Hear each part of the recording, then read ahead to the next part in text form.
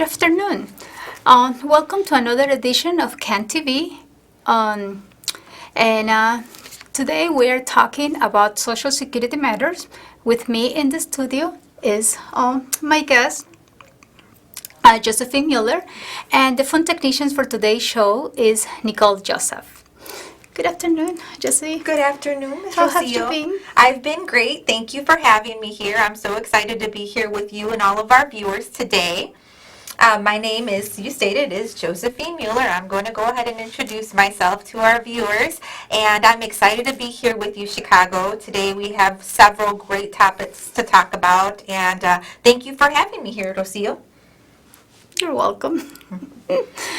Yes. So today, our show, if you're aware of, we used to be like 25 minutes, 30 minutes. So now it has been extended to 50 minutes. So just as a reminder, this is a live call-in program in which you can call us with any Social Security matter question, and there's going to be a representative ready to answer your questions, or if you request, we can answer those questions. So this is a live interactive program brought to you thanks to CAN TV. And the phone numbers here in the studio is area 312-738-1060. One more time, the phone number here in the studio is area 312-738-1060. And the phone lines are open already. So to start with our topics today, we are going to talk a little bit about what is Social Security and, of course, the Social Security cards. Okay? Those are great topics, Rocio. That's great. Exactly. So then, just to start with our topic today, what can you tell us about the Social Security cards? How a person can get the Social Security card?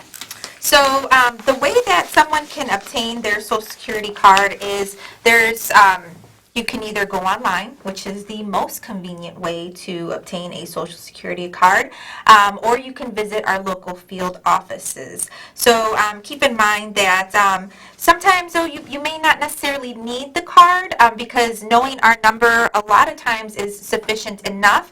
But if you do need the card, the most convenient way to obtain that card is if you go onto our website, which is www.socialsecurity.gov, or you can visit our local field office for a card. And then we are going to show you, if you go to our website, socialsecurity.gov, this is our portal, and if you scroll down the page, you will see different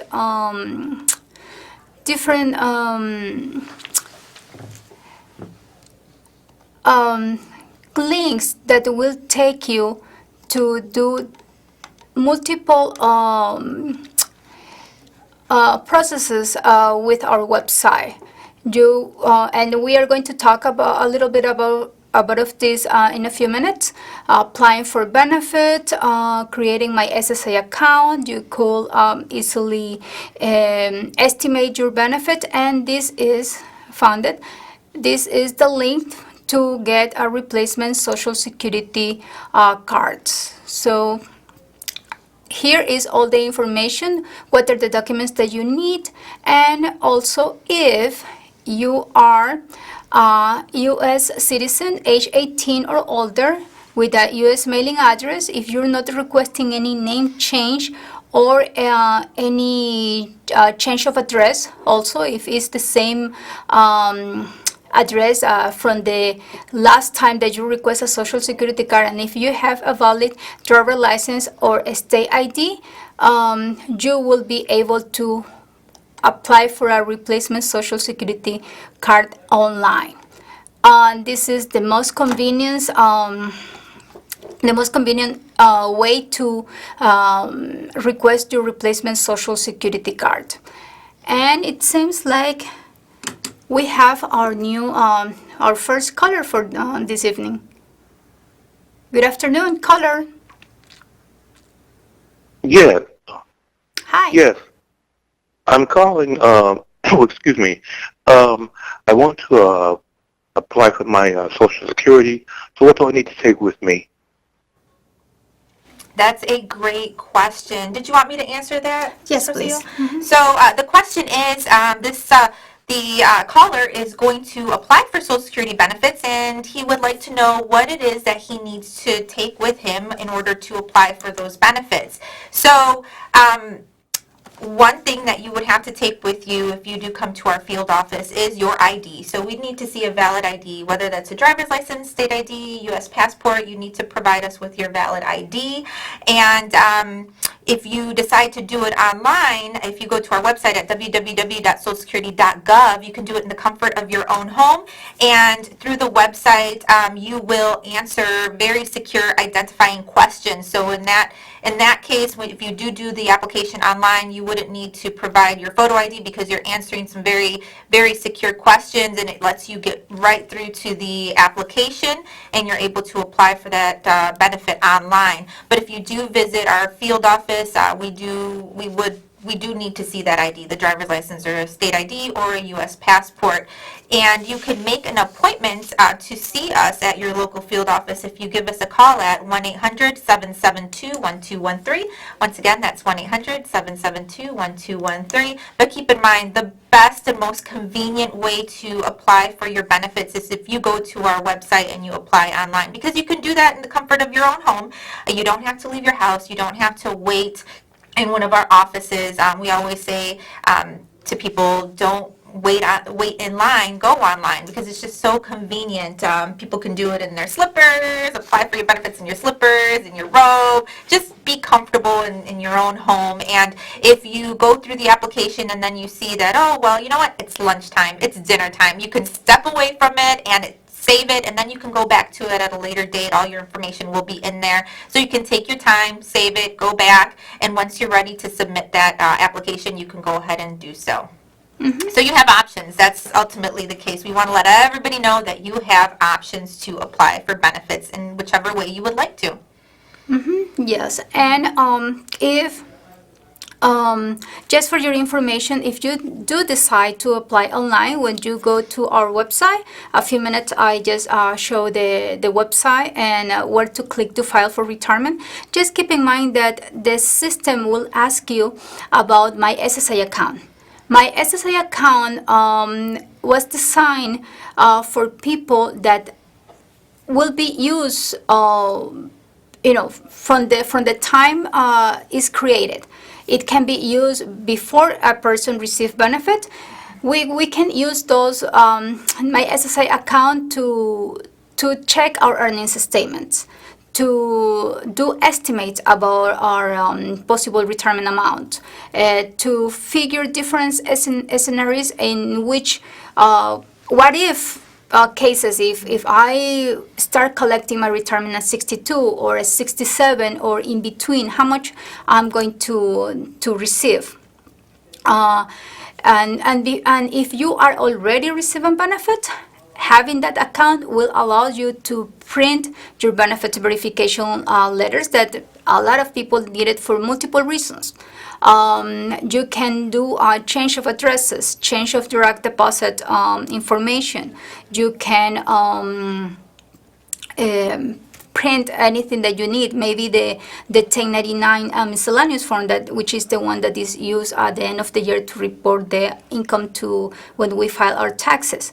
So all this can be done through my SSA account. So if you haven't registered yet, this is a very good opportunity to create, register, and start using my SSA account.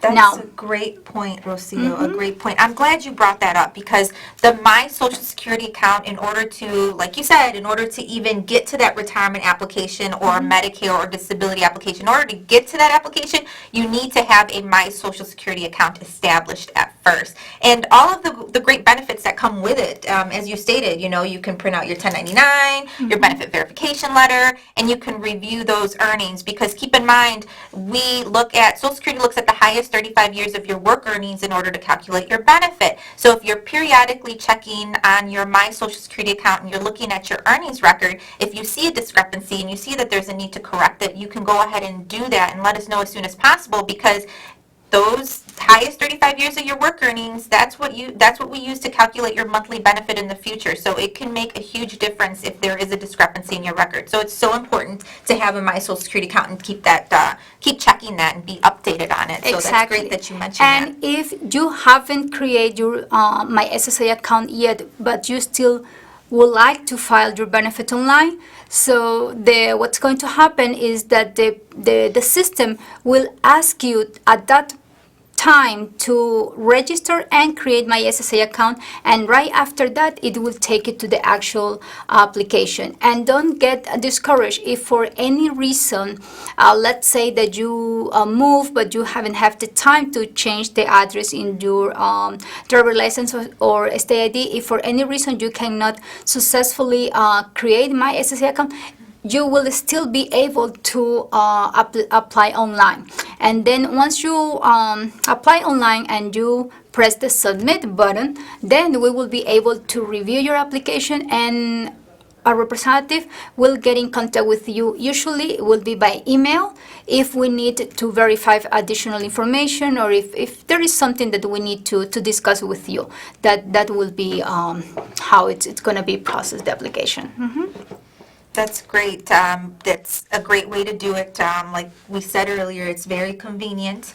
And, as soon as you hit that submit button, it does go to a real live claims specialist. So a person gets that application on the other end. Because I know, Rocio, I have a lot of times people are like, I'm a little weary about doing it online because does someone actually look at it, or is it a computer that's pretty much generating everything and, completing the outcome of my application? And I do want to let you know out there that it is someone who is receiving that application. And in fact, Rocio, you receive applications that come from, online, and you go ahead and you process them. And if the customer puts on that application that they'd like someone to contact them, we reach out to you and we contact you. So if you do give us notes on your application saying you want us to contact you and reach out to you, we will, and we'll answer all of your questions. But always, always, always, a live person does look at that application and reviews your application very carefully and looks over what your options are. And if we need to contact you to go over your options, or if you documented on your application that you want us to contact you, we'll go ahead and contact you and we'll let you know what your options are, and we'll go over the application with you. But someone does review your application. Exactly. Now, in addition to this, answering a little bit more the question that our caller asked you about what documents. As you mentioned, the main document is an identification. State ID, driver license, a passport. We need to be able to identify you. That is the main document that we need.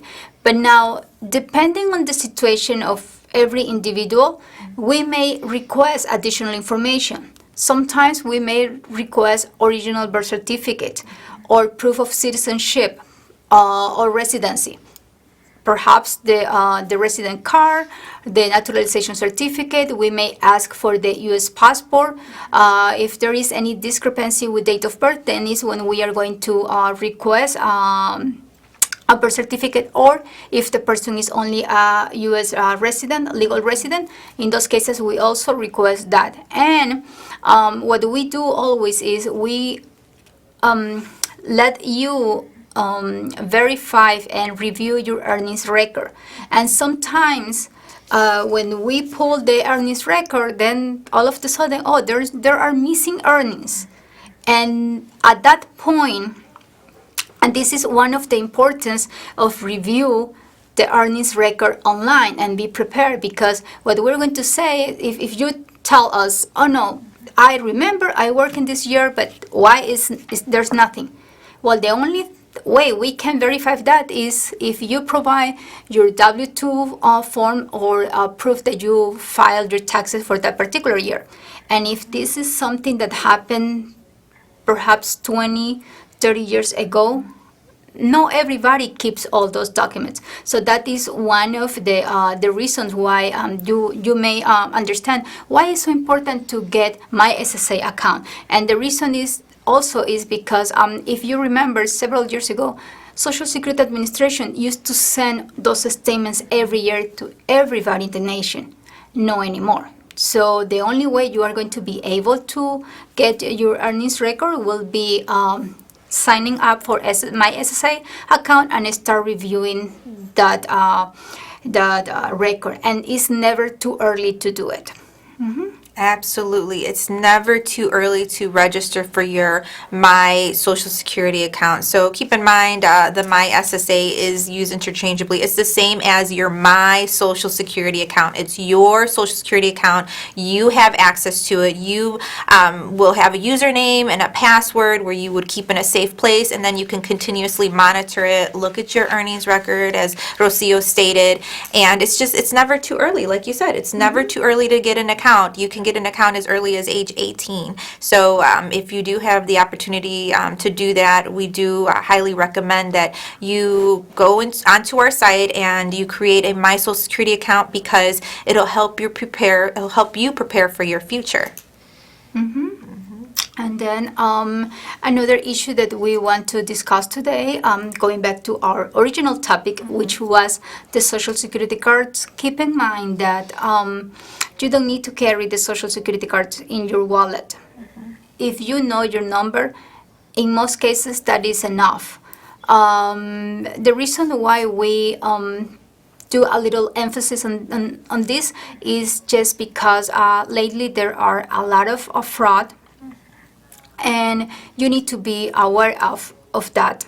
Don't carry your Social Security card. Don't carry your Medicare card because of the fraud, the high levels of fraud that is being going on. 2 years ago, Medicare started changing or replacing the Medicare cards. So please, if you still have one of the old ones, check around the house. Perhaps you already received your new Medicare card and you haven't noticed. Now the Medicare card doesn't contain Social Security numbers. It has a unique identification number that it will be useful only for you. But still, be careful with those cards. Pay attention, safeguard those cards, and be alert. And if you do need a Social Security card, this was mentioned, you can file online, you can go to the office, you can either file, apply over the in the mail. Just mailing the forms to us, and we will process the replacement card. The only inconvenience doing by mail is that you will have to provide the original documents. Josie, it seems like we have another caller. Oh, Good great. afternoon, caller. Hello? Yes, good evening. I wanted to find out what is the legality of putting my daughter as my benefactor to my Social Security benefits. Okay. So I can, would you like me to answer that question? Yes, please. Rocio? Okay.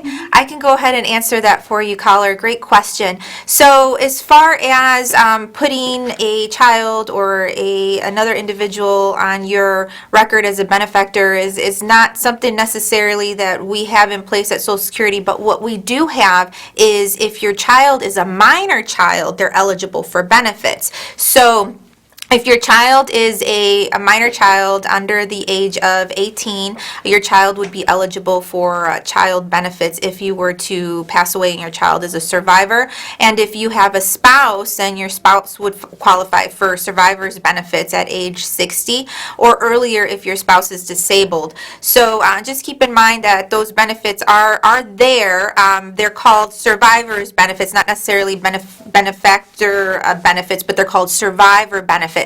And the way someone qualifies for those survivor's benefits, if there's that person's spouse or that person's minor child, or if the person's child became disabled prior to age 22, then the child would be eligible for benefits off of the individual who passed away's record, a parent's record, as long as the child, as long as it's reflected that the child became disabled prior to age 22. So those are the ways that someone would be eligible for what's called survivor's benefits through Social Security. And basically, or in other words, is that Social Security benefits are not transferable. It's not like if I pass away, I want this person to keep receiving those benefits. No, that doesn't happen. It's just, and it's not, oh, because if my son or my daughter or my sister or my mother, it doesn't work that way. Social Security benefit will be to eligible people, and not everybody in the family will be eligible to receive those benefits. As I just mentioned, for sure, children under 18 years old or adult children but found disabled before age 22, the survivable spouse. Now, in regards to the survivable spouse, there are two types of benefit. There are the lump sum death benefit payment, which is one-time payment of $255, and there are survivors benefit, which basically is that the person will receive a monthly benefit. But in order to get that, in the case of the spouse, we will have to look a little more in detail to see if the person qualifies, depending on the age of the survivor spouse, and also depending on their own work history. Because if it's the point where the survivor spouse is already receiving benefit and those benefits are higher than the deceased, so more likely won't receive any benefit. So it's for more detailed information, you can contact us, because in regards to this topic, every case is different. So we cannot just give we can tell you the policy, but there's someone who has to interpret the policy and apply to every individual. Yeah, that's so true. Everybody's situation is different, and it's by case process that we look at to see if someone qualifies for survivor's benefits. So it's a good thing that you did mention that. Yeah, and just keep in mind that when you, for any reason, either for Social Security cards or for benefit, Social Security Administration will always ask you for the original documents or certified copies. Unfortunately, we do not accept just a photocopy. It has to be certified by the agency that issued that document. In case where is, if the person needs to get a document for another country, please contact your embassy or your consulate, whatever is the closest to you, and start getting those documents before the time. So just to be ready for the benefits. Yeah. That's great. Another question. Going back to Social Security cards, and the reason why I am asking that much is because the Social Security card is a document so important that most of the time the waiting time in our local offices, the highest one, is because of Social Security cards, because of the so many people are requesting those replacement cards, or if they're just came to the country, or if they have newborn babies, everybody needs the Social Security card. So I have a question, Yossi.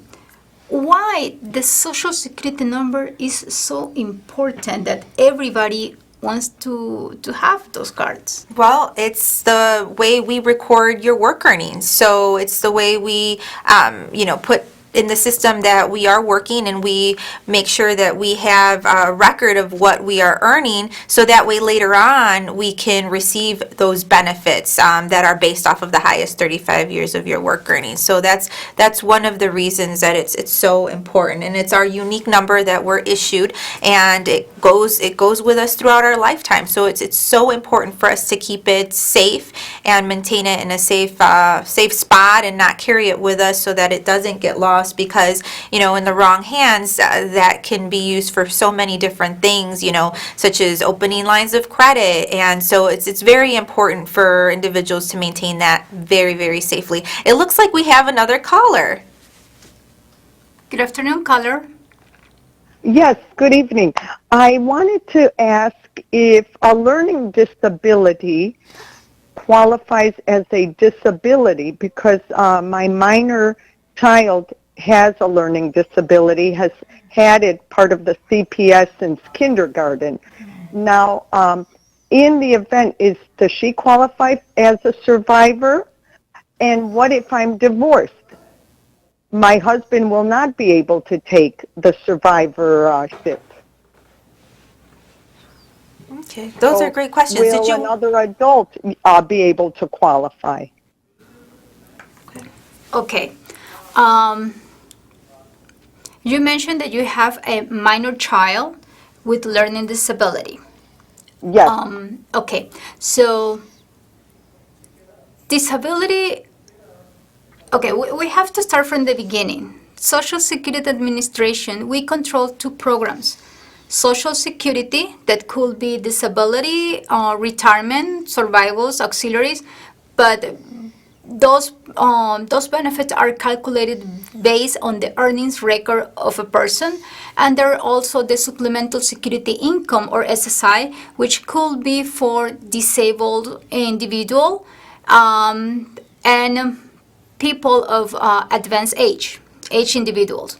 So the disabled individual could be a child or any person under 65 years old, and basically is for oriented for people who has never worked or perhaps work a little bit, or even if work enough time but the earnings were a small amount that will qualify for a small amount in Social Security benefits, the one that is based on work. Now, in this case, for your minor child, the only benefit that she could be receiving because of her medical condition will be SSI disability for children. Now, for that, there are two parts of any disability application. There are the medical and the non-medical part. The non-medical is the one that in the local offices we are going to make sure that the person qualifies, and once the person met all the requirements, then we transfer those applications for a medical decision. Now, the first part with the SSI, we have to see the income and the resources, but in this case, not only of the child, but the family. Because, of course, it's a child. More likely, she has no income. She's not working. So we will have to see what is the income, the resources of the parents to see if the child could qualify for SSI, and then we will send the application for a medical decision. So with all this, the easy way to answer will be apply and find out. At this point, even if you tell us, oh yeah, this is my income, this is my husband's income, we are not going to be able to make a decision right now or to tell you, oh yes, please go because you will qualify. We don't know at this point until we sit down and we see everything. We ask a lot of questions in regards to the income and the resources. Now, if your child is found disabled, yes, this child will be receiving, and if qualified and everything, will receive benefits. I'm talking about the SSI. But going back to the other program, if you or your husband file for disability and is approved, or file for retirement, the child will get the benefit as long as you or your husband has worked long enough and have contributed enough in order to allow you or your husband to receive benefit, and there are additional amount of money that we can distribute in between the eligibles in your household. So this may be a little confused, but that is the way. So if you or your husband have worked long enough, there are enough contribution that we can pay to your household, then your child will receive benefit because it's a minor. At that point, we don't have to find out if she has a disabled condition, but she will get the benefit just because one of her parents are receiving Social Security benefits. So then is in the future when the child turns 18 that then we can determine if that person is still disabled as an adult, because that is another condition that we have to, or that you have to be aware of. There are a difference in which is a disability for a child than it is for an adult. So there are different measurement that they do to make that determination. Basically, that is what happened. I hope I answered your question and it was not that confused. Yeah, so that's a very involved, there's a lot to that. So like you said, Rocio, if you would like everyone, you have the right to apply for benefits. So if you do feel that, your child may qualify for disability benefits, you can always call us to make an appointment, come see us at the office, or like we stated earlier, the most convenient way to do an application is go online. You can definitely go online and complete a disability application. I think there was another part to that question that the caller had in regards to if I were to pass away, could my ex-spouse collect benefits on my record? Now that too is very, depending on what scenario, depending on the situation, the background, there would be a lot of things that we would have to ask to find out if your ex-spouse would have to qualify. But essentially, if an individual is married to someone for 10 years or more, they do qualify for benefits as an ex-spouse, as long as there are enough earnings on the record or enough quarters, because in order to be eligible for benefits you have to have enough quarters of coverage.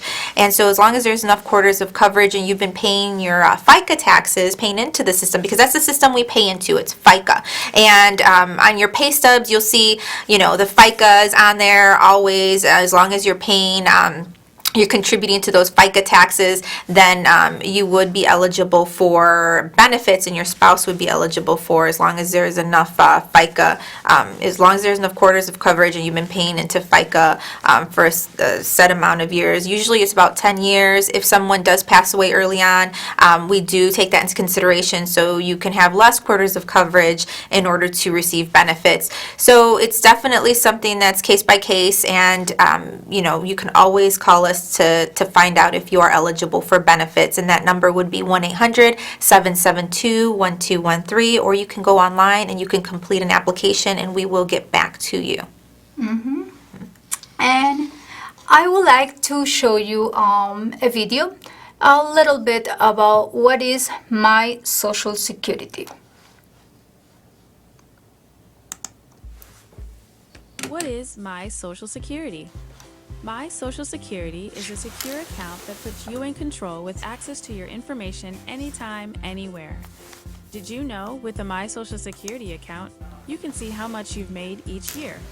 Be sure to verify your earnings annually because your Social Security benefits are calculated using your work history. When you open your secure account at socialsecurity.gov/myaccount, you can view your Social Security statement. This shows what benefits you and your family could receive. Are you receiving benefits? If so, you can manage them online. You can even set up or change your direct deposit right from the comfort of your home. Moving? You can also quickly and easily change your address. This way, your information is up to date and you won't miss any important updates from Social Security. Applying for state or local benefits, a loan, mortgage, or assisted housing income? You may need proof that you do or do not currently receive Social Security, Supplemental Security Income Benefits, and/or Medicare. With your personal My Social Security account, you can instantly print a benefit verification letter. And what if you've lost your Social Security card? In a lot of states, you can apply for a replacement card online, with more states being added all the time. My Social Security is quick, secure, and easy, and puts you in control with access to your information anytime, anywhere. Click the link below to create your free personal My Social Security account today. And to receive notifications about sensitive communications, remember to choose email or text under Message Center Preferences. If you like this video, make sure to give it a thumbs up and be sure to subscribe for more videos from Social Security. Social Security, securing today and tomorrow.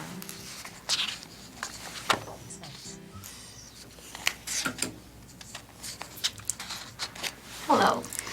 Okay, so I want to remind you that you are watching a live interactive program brought to you on CAN TV. We are a representative from Social Security Administration. My name is Rosie Roman, and here in the studio with me is my guest, Josie Mueller. The phone number here in the studio is 312-738-1060. And we are here to respond any questions that you may have. Okay, so keep in mind, and the phone number is in the bottom of the screen. Okay, Josie, continue with our topic about Social Security. We have talked a little bit about the Social Security cards, the importance of the Social Security number, retirement benefit, auxiliary benefit, survivor's benefit. Wow. Lots. We have covered a lot. And a little bit of SSI. So now, what can you tell me about Medicare? And one of the most common question is, Medicare is Social Security? Yeah, that is one of the most common questions. And so I'm going to go ahead and answer that for everyone here. And Medicare is a separate agency, so Medicare is not Social Security. However, we do do the applications, or we do help with the application. So an individual does go to our website to apply for Medicare, or you can go to our local field office to apply for Medicare. So we do facilitate the application process. But after the application's processed and we've facilitated that process, then you are essentially in Medicare's hands as far as billing. So then Medicare sends you a bill, or if you have additional questions as far as what does Medicare exactly cover, then you would definitely contact the Medicare website or the Medicare number, which would be 1-800-MEDICARE, if you have specific questions in regards to your coverage, because we can provide you with some general information. However, the experts, individuals who can provide you with that great magnitude of information, if you have questions as far as, what will my Medicare Part A cover, what will my Medicare Part B cover, how does my Medicare collaborate with my supplementary insurance, if you have additional questions, you definitely want to contact Medicare. And I do know we talked a little bit about Medicare, the Medicare card earlier, Rocio, and you mentioned that the Medicare card now has that unique identifying number on there. So the Medicare cards going forward no longer have the Social Security numbers that they once had. So before, Medicare cards, that red, white, and blue card had our Social Security numbers. Well, now we are, with our efforts to protect the Social Security number, that has changed. So now on that Medicare card is that unique number. And as of April of this year, April 2019, all of the new cards with the unique number have been issued. So if you don't have that card with you, then make sure you give us a call. Give Medicare a call. Give us a call. Not Medicare, sorry about that. Give us a call, because we can issue you a replacement Medicare card. And another way that you can receive a replacement Medicare card is by going online. So that short clipping that you saw earlier, it talked about all the great things that you can do online. Well, this is one of the great things that you can do. You can request a Medicare card online. So this is the unique number that you see on the screen. It's circled in red. So as you can see, it's a completely unique number. It's not a Social Security number. And in fact, once this year ends, because I know some doctors, some medical facilities are still taking the red, white, and blue card with the social security number. They're still accepting that. However, I have been informed that once January 1st of 2020 comes, that card will no longer be accepted at any medical provider. So just make sure if you have not received your Medicare card with your unique number that you go ahead and you contact us for a replacement, or you go online to receive a replacement Medicare card, so that way you're ready come January 1st of 2020, because it's so important. You will need that new card at the beginning of the year. So there are different parts of Medicare. Medicare has Part A, Part C, Part A, Part B, Part C, and Part D. So Part A covers hospital insurance. That's hospital insurance. It covers emergency hospital visits only. And Part A, as long as you've paid into Social Security, your FICA taxes, Part A is free. So as long as you have those 40 quarters of coverage, that Part A is free. The Medicare Part B. Now Part B covers 80% of regular doctor's visits. And once again, that's 80% of regular doctor's visits. So that's the coverage for the Part B, and there is a premium associated with the Medicare Part B.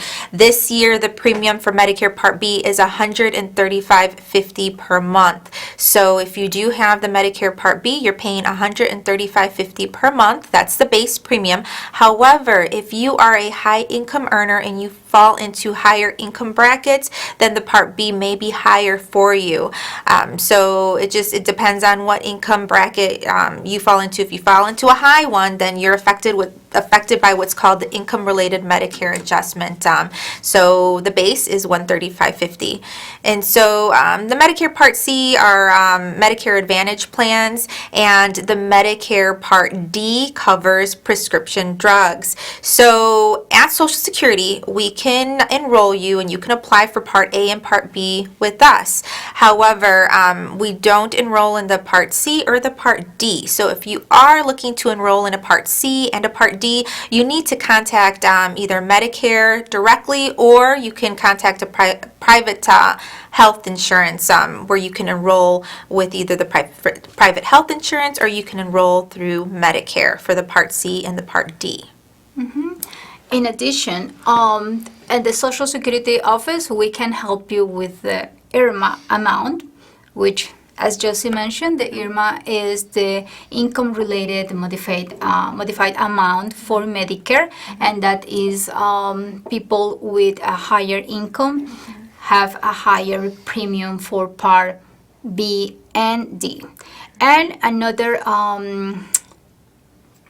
aspect of Medicare that we can help you with is with the applications for extra help with Part D prescription plan. And this extra help is like a subsidy. So it's very easy, it's simple. You can come to the office. There are also a paper form that you can, if you want, you can request one in the mail. You complete it and send it back, and then you will receive the decision in the mail.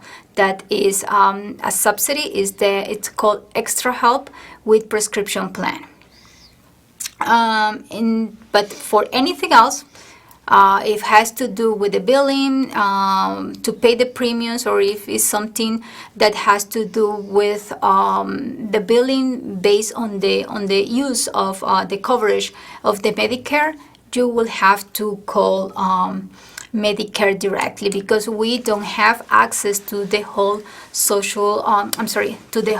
Medicare system. So it's limited the information that we can provide and that we can assist you with.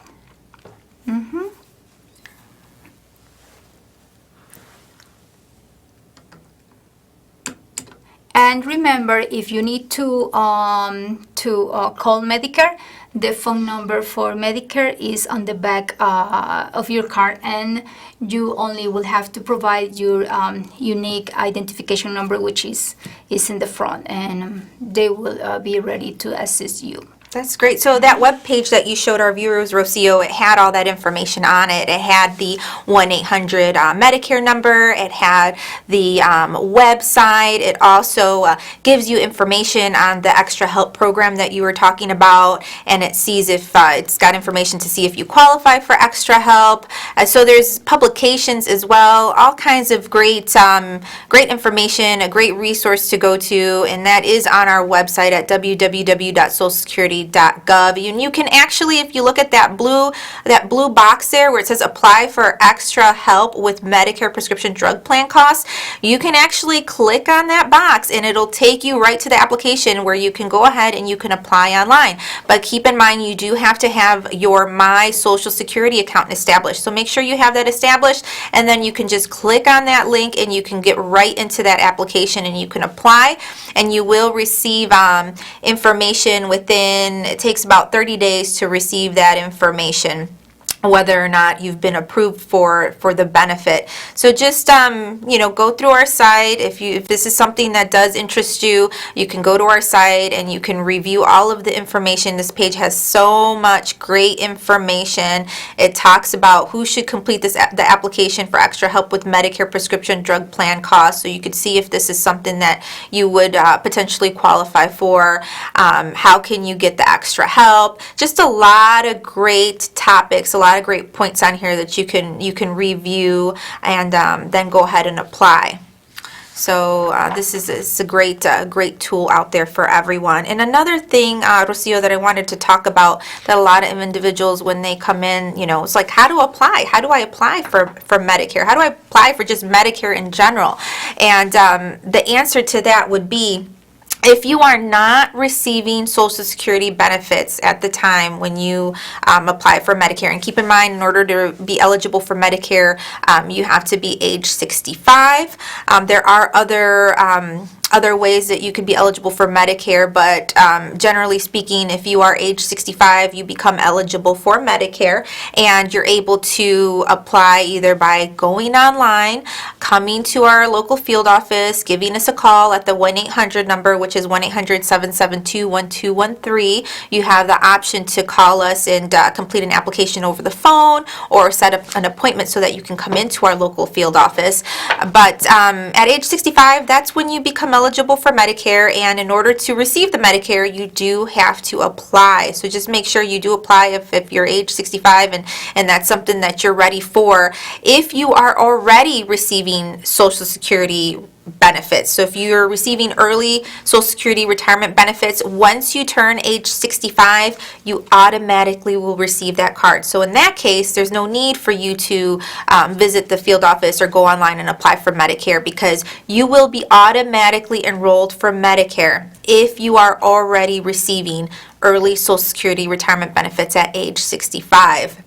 I do want to go over another way that you would be eligible for Medicare, and how that automatic enrollment would happen is if you are receiving Social Security disability benefits. If you are receiving Social Security disability benefits and you have been receiving them for 2 years, you will also automatically be enrolled in Medicare, and you'll receive your card in the mail. Now, if you are automatically enrolled because you are receiving early Social Security retirement benefits at age 65, or if you're automatically enrolled because you've been on disability benefits for 2 years, and say you don't want the Medicare, you do have an option to refuse the Medicare Part B. You will see on the back of the Medicare card, once you receive it, there's an option where you can say that you don't want the Medicare Part B. So you can always refuse to take the Part B if you'd like to do that. However, keep in mind that if you do refuse the Medicare Part B, if you decide to apply for it later on, there may be a penalty associated with applying later on, and you'd have to apply during what's called a general enrollment period. And a general enrollment period to apply for Medicare is either January, February, or March of any year. And you apply during those first 3 months, and your Medicare Part B becomes effective as of July 1st of whatever year that you do apply. But that is getting into enrollment periods. So what we do, we can talk about the enrollment periods, though, since we're getting towards that topic. Can you pull up the screen, Rocio, to show the viewers the enrollment periods? Okay, so here we go. Medicare enrollment. So the general enrollment period, as stated before, is January through March. So you could apply for Medicare at any point in January, February, or March of any year, as long as you're age 65 or older. And your Part B will begin as of July of that year that you enroll. The other enrollment period, which is listed there, is during your initial enrollment period. Now, your initial enrollment period is 3 months before you turn age 65, the month you turn age 65, and 3 months after the date that you turn age 65. So you have a window there where if you are turning age 65, you fall into that initial enrollment period where you can apply for Medicare. And as long as you apply for Medicare during that period, you do not incur any type of penalties. The other period that you could apply for Medicare is during a special enrollment period. So as long as you are employed and insured through an employer's group health plan, so keep in mind this has to be active employment and you have to be insured through the employer's group health plan. Those two things have to be coupled. As long as those two things are coupled, you can refuse or delay that Medicare Part B past age 65, so you don't have to take that Medicare Part B at age 65 as long as you have those two things coupled, active employment and insurance through your employer's group health plan. Once one of those terminates, whichever event terminates first, you have an 8-month window to come in and apply for Medicare Part B without being penalized. That's for someone choosing to enroll during a special enrollment period. And many people do choose to enroll during a special enrollment period because many people are still working at age 65. So, someone who's working at age 65 and is currently covered through their employer's group health plan is already paying their premiums through their employer's group health plan. So if they were to take Medicare Part B, then they'd be paying another premium. So a lot of times people do say, I'm going to delay taking the Part B right now. I'm still actively working and I'm insured through my employer's group health plan. They have the option to do that without penalty. They can apply for Medicare Part B later on once either the employment terminates or the insurance terminates, whichever one terminates first. Josie, we are very close to the end of today's program, but before we finish, we want you to be alert of a phone scam that is been going on for several months now. Please be aware of and keep in mind that the main way in which Social Security get in contact with you will be either by email or through regular mail. Unfortunately, we don't have that much time to be making phone calls. So please be aware of, we are not making phone calls. And I'm going to show you a little bit more about this scam, and please be careful. Yeah, and as Rocio said, we're not, if we do make a phone call to you, it's because you have current Social Security business with us. However, we would never be aggressive. We would never threaten you. We would never tell you that we need financial I'm Sergio information. Gregorio with the Social Security Administration. Today, I'd like to show you how easy it is to create your own safe and secure My Social Security account. You can create. No, give me 1 minute. It seems like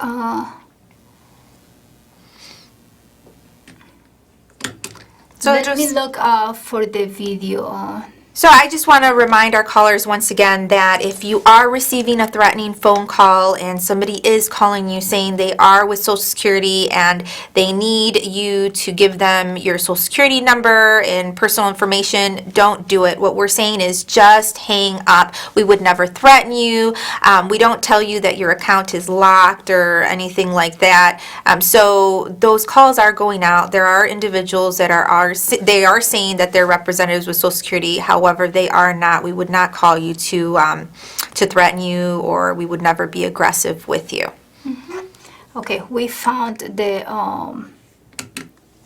video. New message. Department of the Social Security Administration. The reason of this call is to inform you that your Social Security number has been suspended for suspicion of illegal activity. If you do not contact us immediately, your account will be deactivated. For more information about this case file, press 1 or call immediately our department number. 326. This is a scam. Thieves are misusing the Social Security Administration's authority and phone schemes to trick you into giving them money or personal information. They state there is a problem with your Social Security number or account. They claim there's been suspicious or fraudulent activity, and you could be arrested or face other legal action. They even spoof SSA's main customer service telephone number on caller ID. Don't believe them. Don't provide any information. SSA employees will never threaten you for information or promise benefits in exchange for information. In those cases, the call is fraudulent. Just hang up. If you suspect you've been contacted by an SSA scammer, call the Social Security Fraud Hotline at 1-800-269-0271. Social Security, securing today and tomorrow. Well, that's all for today's program. I want to remind you that if you still need to do business with Social Security Administration, you can call us the 1-800-772-1213. That is our national 1-800 number. Please, you can call us with any questions. And thank you, Josie, for being with me today. So on behalf of the hotline team, Rocio Roman-Jurjas, Josie Mueller, my guest for today's show, and Nicole Joseph in the phone, we want to thank you for your for joining today, and we want to invite you to join us again next week. And remember, now our program is 30 minutes longer. So thank you so much, and we wish each of you a very pleasant evening. Good night.